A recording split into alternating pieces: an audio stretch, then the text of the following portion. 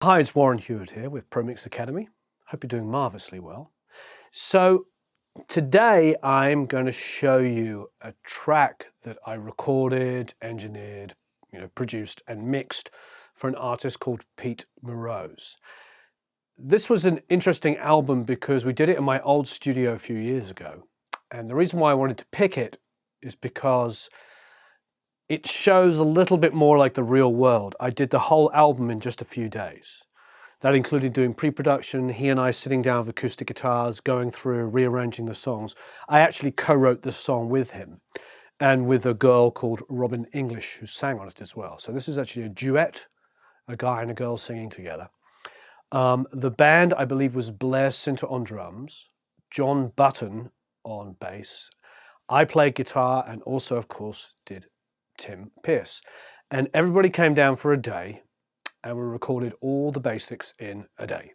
So it's a great example of what you can do when you don't have any time. So let's get stuck into the mix. It's pretty interesting because you'll see I'm relying on the console quite a lot, but I'm also relying on some tricks, some vocal tricks that I do and some other tricks.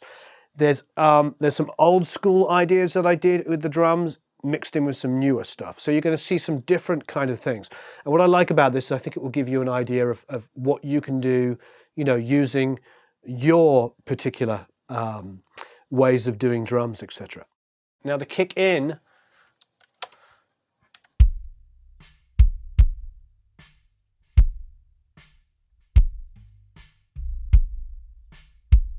so a couple of things to know about it. I've time adjusted it. And again, you can drag and drop it back. I get asked this question all the time, and that's fine.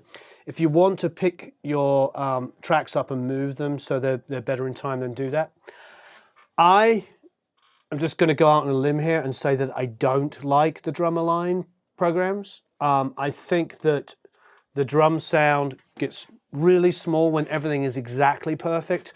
I don't mind a little bit of, because when you walk into a room and hear a drum kit playing, you don't hear the kick, the snare, the hi-hat, the overheads all being hit. And you hear all the reflections off the room. You get a feeling of a drum kit in a room. So I'm not big on lining everything perfectly up because that is not how you hear drums.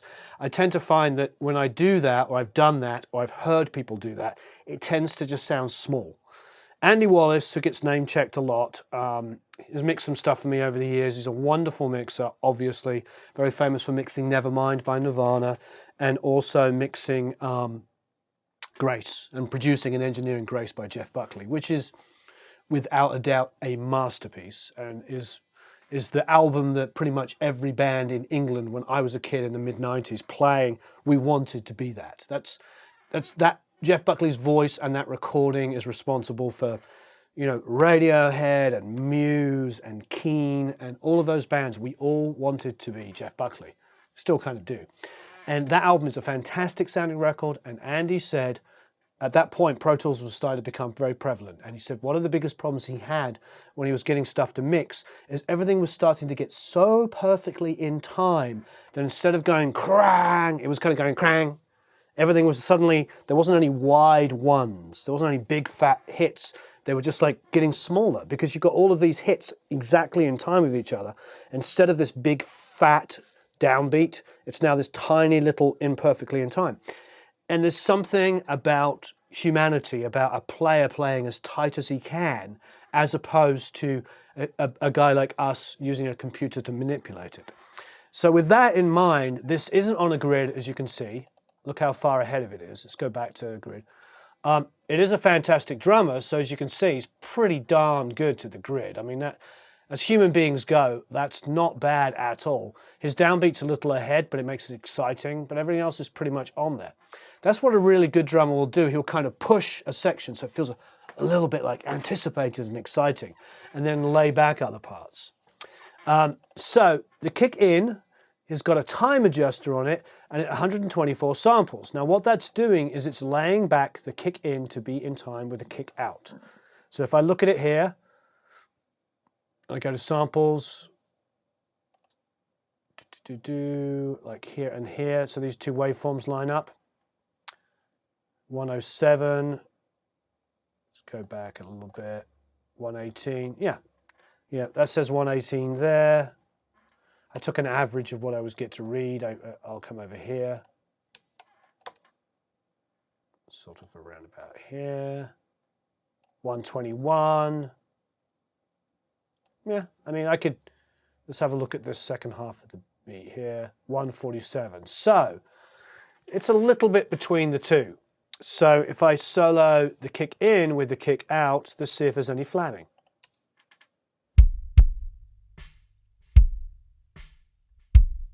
The kick out's got a lot of weight. It's not as loud in the blend, but have a listen. I've always felt like, for me, that the kick out mic, and the way I was using it was I was using a Sennheiser, a big one, the 602, the big kind of kick drum mic. The kick in is a D112 inside and about halfway out. The 602 was about the same distance away from the head. So if you've got, imagine you've got the head of the kick drum here, the outside head, I doubled the distance away, so like the whole size of the kick. And it's going to be later, but it generates a very, very accurate round sound of the whole kick drum. As you can see, there's not much EQ going on the individual channel. There is on the bus, which we'll talk about in 1 second. But I feel like it's a pretty natural, accurate sound. Now, the way I did it is I tunneled. I actually had a couch with L-shaped corners. So I would lay the L shape around the mic and then baffle around it just by putting tons and tons of packing blankets on stuff. I think there's a picture of me recording Vinnie Carluta, Vinnie, a couple of years, about 4 or 5 years ago. And you can see the sort of architecture in the front. I'll see if we can find it and put it in with the package so you can understand what it is. Okay, so time adjusted, kick in and kick out. It's this two together. Now these are going to my kick master. That's 1 on the console. And there's not a lot going on except for boost here at 60. Take it off. Back on. Little cut around about 400-ish here. And some boost at 7. Take it out, 7.5.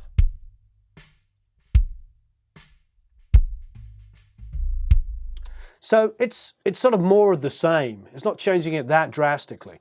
Believe it or not, even with that EQ lift there, it's not changing it that drastically. What's going on the console is the sub. So I'm using the 2500 API compressor. Again, not a lot of compression, but just tapping it lightly. The console's doing the rest of the work. Now, what's interesting about this, you've probably heard me say this, and I love APIs. This was recorded on the API console. But I will say, I've never been a huge fan of their compressors as such. Whenever I work with, Val Garay told me he did use the 525 and he did try it on vocals. There are guys that have, Christopher Thorne, if you watch that video we did with Christopher Thorne, they all have API compressors, but they don't use them on day-to-day. They use them mainly for special effects or rooms and stuff. I do think, hats off to Waze, I do think their simulation of a 2500 is more useful to me than a real one. Did I just say that out loud? I just think it is. So, a little bit of compression.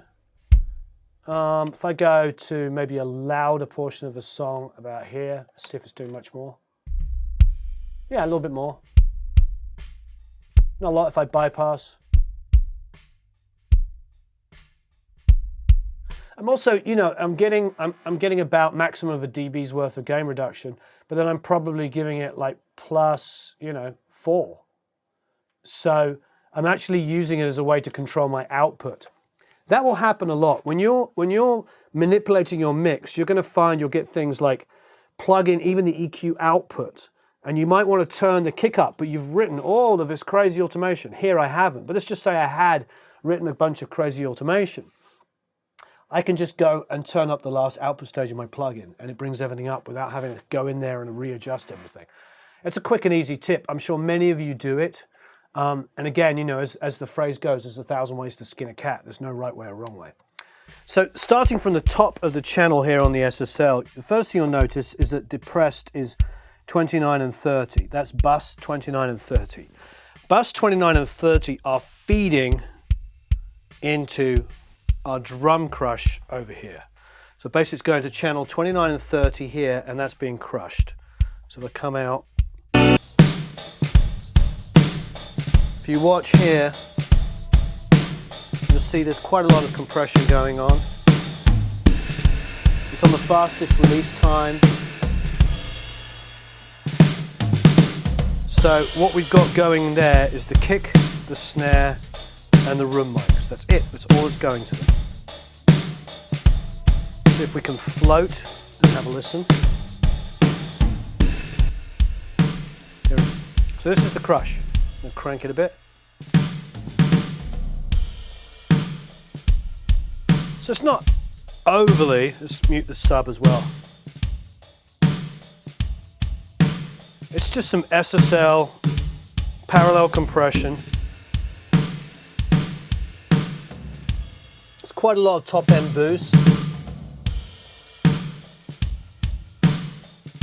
We're boosting at 10K, nut cut at the top. We're getting pretty tight on the bottom end, coming up to about 60 or 70, boosting some 300. I'll take the EQ out.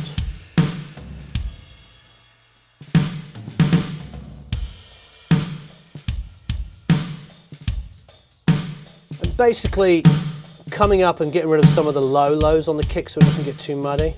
But yeah, there's a little mid-range going on as well, like a 900 boost and a little 300. It's just to add some thickness underneath. So that's our drum crush. So I'll unfloat the sub. You hear the sub come back in. Float it again.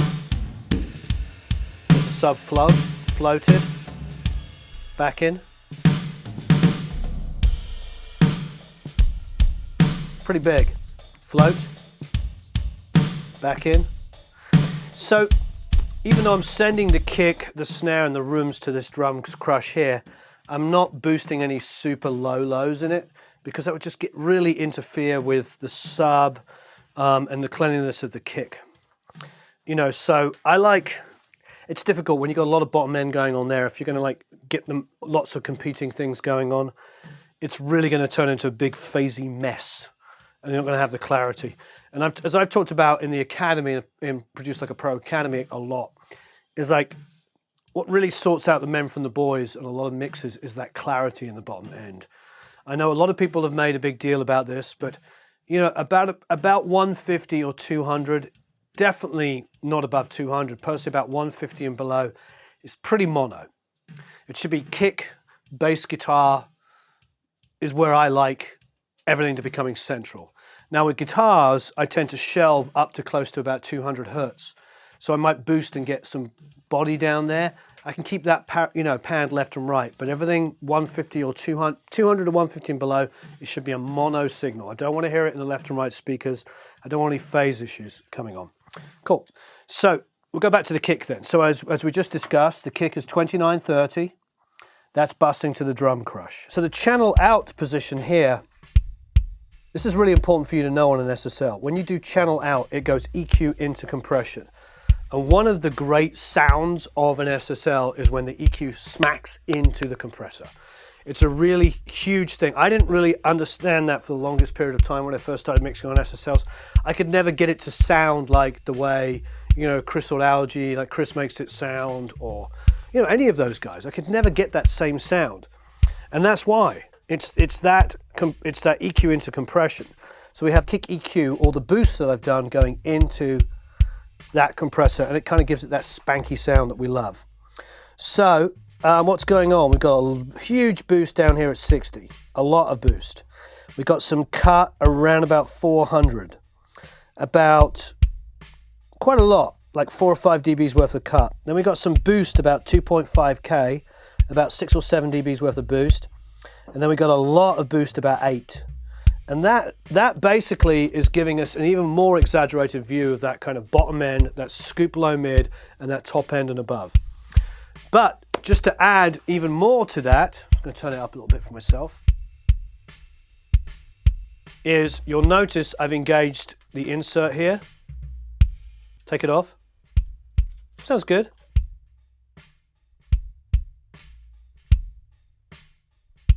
gets a little tighter. How does it get tighter? This here. I've got a bass guitar sitting in the way. Hey, it's a studio, we have gear all over the place. But look, the reason why it's got tighter is because I'm doing a little 63 boost, a little 125 cut, a little 250 cut here, and then a little 4K and a little 8K boost there, and a tiny bit of 31 cut. So I'm shaping it even more with the 560B. That's the API graphic. This is an old pair that I have. I'm actually going to get the new BAE ones, just between you and me, because these are worth like $1,000, and the BAE ones I think sound better, and they're not $1,000. They're cheaper. So I'm going to sell these and get new ones. I'm not that much of a snob that I need that. So, inserted EQ. It's tightening it up. It's cool. I like that. Put this in. It's a little tighter. There's something about API stuff, 312s, 560s, 550s, you know, any of the EQs and stuff, EQs or mic pre's, there's something about those 2520 op amps that everybody likes. I'm not an electronics engineer, many of you watching this may be. They just seem to soak up the transients so you can hit it really, really hard, and they just seem to just, you know, make things sound a little sweeter. I really love them. So basically the only other thing that's important to know, and it is important, is that out of auxiliary 4 here, I'm sending to our 120A, our DBX 120A, and that's amazing. That's giving us that sub harmonic, and the sub is down here. The way that I've got it set is it's not super, super low. It's probably giving me about 40 because it's between 36 and 56, and I'm slightly over that, so I'm probably getting like a little extra 40 boost and a little bit of like 30, so I'm getting like a 30-40 boost. So let's put in our sub.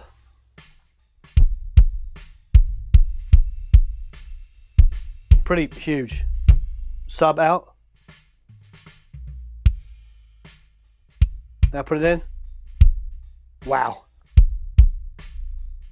That's making a massive difference.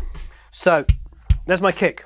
Okay, so now samples are coming out 25-26 on the console, and there's two.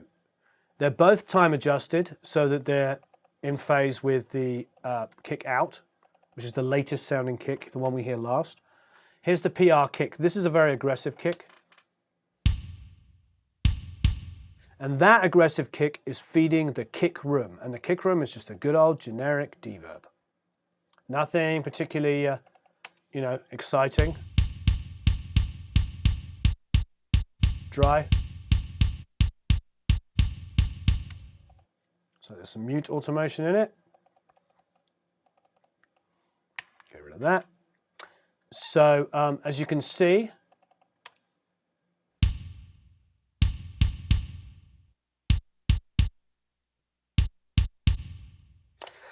three-quarters of a second's worth of reverb on it. Those of you who watch my videos will know that's kind of a magic number for me because it's kind of similar to the live room sound.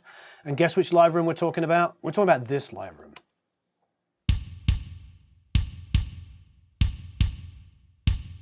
For instance, here's my close rooms mics.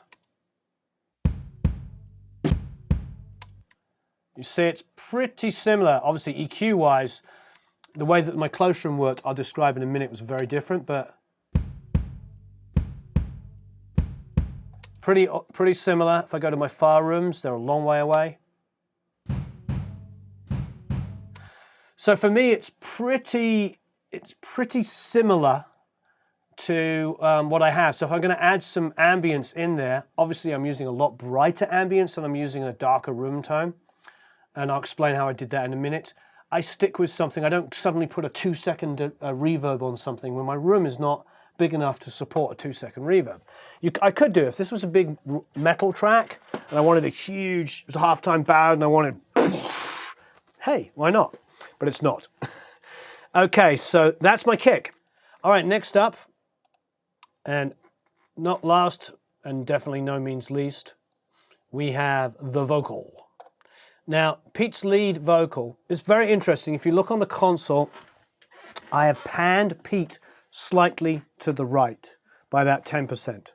And I panned Robin slightly to the left.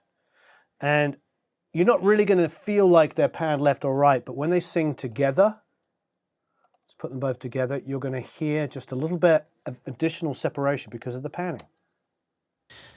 Slept alone with your photographs and your epitaphs, all those goodbye notes, the songs you wrote. Now there was a tiny amount of tuning going on this, and when I say tune and consolidated, we're talking like little notes here and there. There's a lot of stuff you can hear which is just letting it go. But we moved really quick, really fast on this stuff. There wasn't a huge amount of takes on any of this stuff. Look, there's Robin. We've got 5 takes comped together. Five takes, which is like not a small amount. And there's 6 takes. There's 6 takes for Pete. So, you know, in the wonderful world of digital, that's not much at all. And they did a wonderful job. I just have to say that. Okay, so Pete is an RVox, and you see me do it all the time. Let's go in here and have a listen. Slept alone with your photographs and your... So -7-ish, the same for Robin here. Slept alone with your photographs and your epitaphs, all those... A little bit more compression, a little bit more just to smooth her out a little bit against him together. Slept alone with your You see how you can't really tune that because, you know, with your... She's just kind of going off and doing something really kind of natural. The only other thing with Pete here, like I said, is a 7.5, 8K kind of lift, just brightening him up a little bit. There's a little bit of low build up on a voice. He's a guy, you know. It was an 87, not a 47, so it's a U87, and it had just a little bit of a low, you know, low shelf. You'll go to the console and you'll hear that I cut some of that out of his voice, believe it or not. Okay, so now he has got his own vocal sub here, and the vocal sub starts off with the trim. Slept alone with your... Going into a vocal rider. The vocal rider is really just pushing up. Slept alone with your... So what the vocal rider is doing is it's, because we're moving quickly and we were mixing a whole album really super quick, and because now coming back to it, you know, moving quickly, frankly, the vocal rider is doing that volume automation. I love, you know, instead of me going in there and automating every syllable or clip gaining it or all the other ways that you can do it, the vocal rider's doing it for me. So watch it. Slept alone with your photographs and your epitaphs, all those goodbye notes. Let's go to like a softer section here. Watch this. Back when we were, I can see your face. See what it's doing? It's doing a great job of just taking these lower phrases and pushing them up. So it's automating, running beautiful volume stuff. It's really tasty. Okay, next up, tiny amount of EQ here at 7K basically. You know I love the sound of the Mac DSP. It's just really beautiful. A little bit of de-essing. Back when we were... Let's go to here and have a listen. With your photographs and your... So de-essing's doing a little bit of work. Another little lift here, a bit more aggressive, 3 dB, and then some low roll-off at about 197. Followed by a little bit of our with your photographs and your epitaphs, all those goodbye. Now you'll notice, I talk about this a lot in other videos, but the default setting on the R comp, the Renaissance comp, the R compressor, is really tasty because it allows just enough attack to make it exciting through. With your photographs. Just a little bit. I like the way it defaults. I think they did a very smart job. Again, a little bit more top-end lift. You're going to notice that when I'm mixing and I'm working, I do gentle amounts of stuff, and I won't go back to a plugin and just turn it up drastically. I might just keep adding different plugins. You know, I've got two different manufacturers worth of EQ going on, and then another de-esser, because what I'm doing is I'm adding top end, which is making everything feel a little brighter and edgier. But then of course the S's and the T's will maybe get a little too exaggerated. So here's my other with your photographs and another de-esser doing it. Last but no means least is a tiny amount of overdrive on the lo-fi. with your photographs and your I just hear it slightly, and I hear a little coming in there. Take it off. with your photographs and your Put it back on. with your photographs and your Just a little bit of extra drive. It's tasty. So that is my vocal sound for both of them. I used identical buses. I just gave them different outputs. So on the console it goes to 24 for Pete and 23 for Robin. Now just the lead vocal. never-ending dreams. I went a lot brighter than I did on the original version. The only thing I really did that I feel was dramatically different from the Neve version of this one is just make it a little bit more brighter and just a little bit more, you know, the Neve, the 8058, is close. It's not quite as wide sounding as this SSL. I don't know why this SSL is particularly wider, but it is the widest sounding console I've ever worked on. It just seems to spill out of the edges. I'm very blessed to have that sound. I mean, just to be able to compare a Neve 8058, one of the best consoles in the world, and then, which I know the guitars were panned hard left and hard right, just to be able to compare that to the way the SSL seems to throw it even wider is pretty miraculous.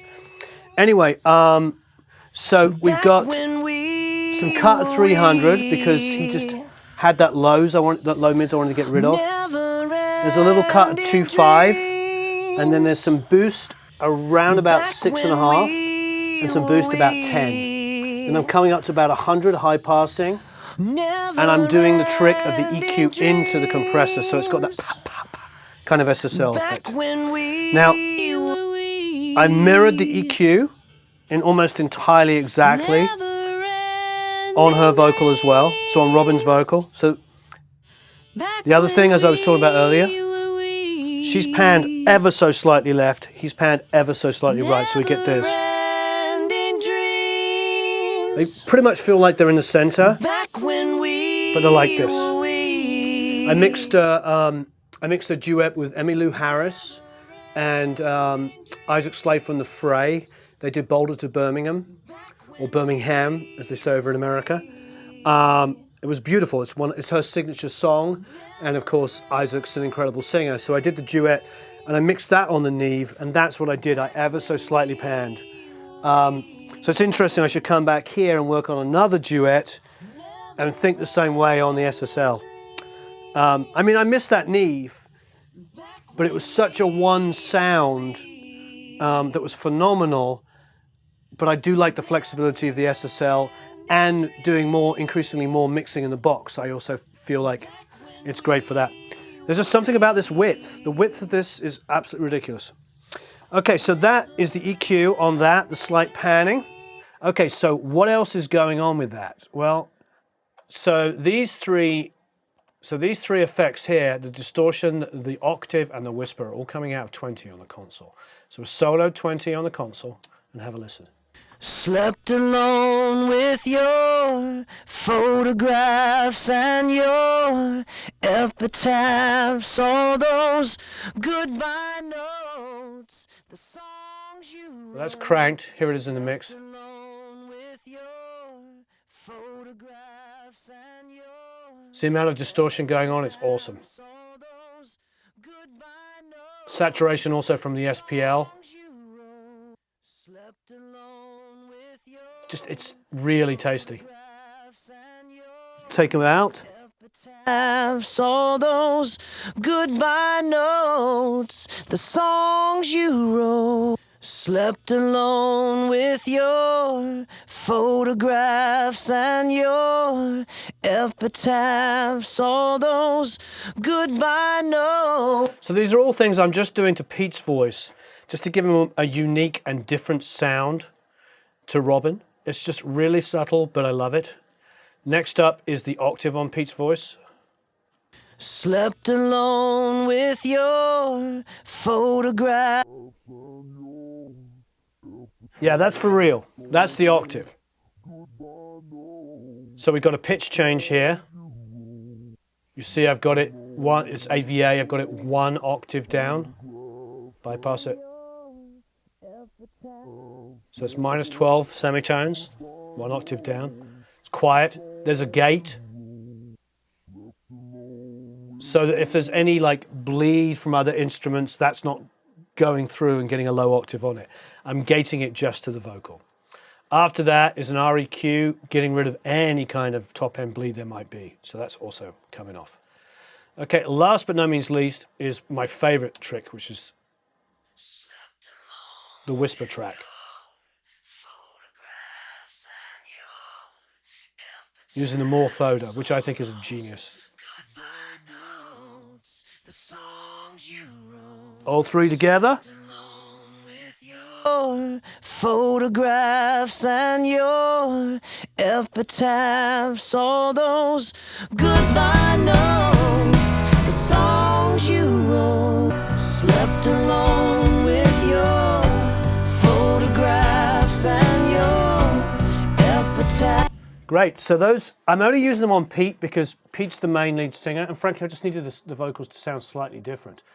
You know, and so I'm treating them in different ways. The H3000 trick here is interesting.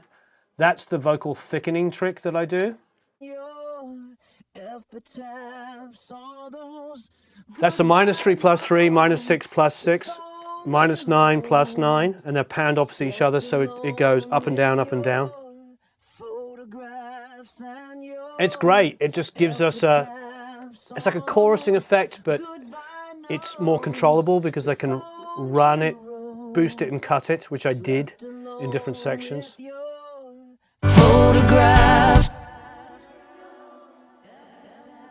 Now, last but no means least, I'm printed effects through a lexicon. And these effects here are through the PCM 90. I was looking down at it to remember which model it was, because I had over the years I've had a PCM 70, a PCM 80, and a PCM 90. This is a PCM 90.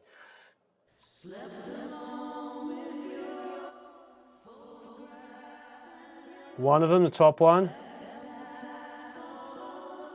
And they're obviously both singers.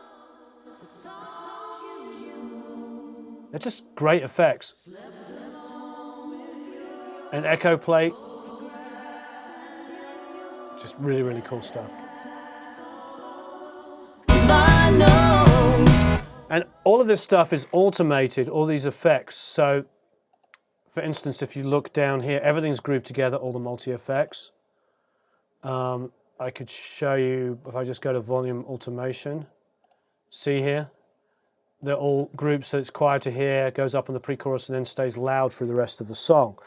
And all these effects here, I've got R-verb, which is set quite long. I've got a short tiled reverb, and then an echo boy. And the echo boy is set to a 16th, and a second echo boy is set to a quarter. Now, the reason why I use these two with a compressor after them is from bus 10, I'm feeding the vocal back into it. So let's go to the lead vocal subs here, and you'll see what I mean. Here's our lead vocal sub, and you'll see I've got all the different effects being fed from here. 3 and 4 is going to the reverb, and then I've got these dynamic delays. So these are feeding the dynamic delays here. So you see dynamic delay, which we just looked at. The echo boys are dynamic delays. And how are they dynamic delays? Well, bus 10 here is feeding the vocal back into a compressor. So, in sweet harmony. Hear what happened there? See the compression. Do it again. You'll hear the. I'll do it again. You'll hear sweet harmony, compression. In sweet harmony. Soon as the vocal finishes singing, the compressor stops working and the delays come up. Now, there are dynamic delays that do that. You can buy delays that have a dynamic function, and you just sidechain it back into itself and it does it. But I'm a traditionalist. I mean, that's how we used to always do dynamic delays.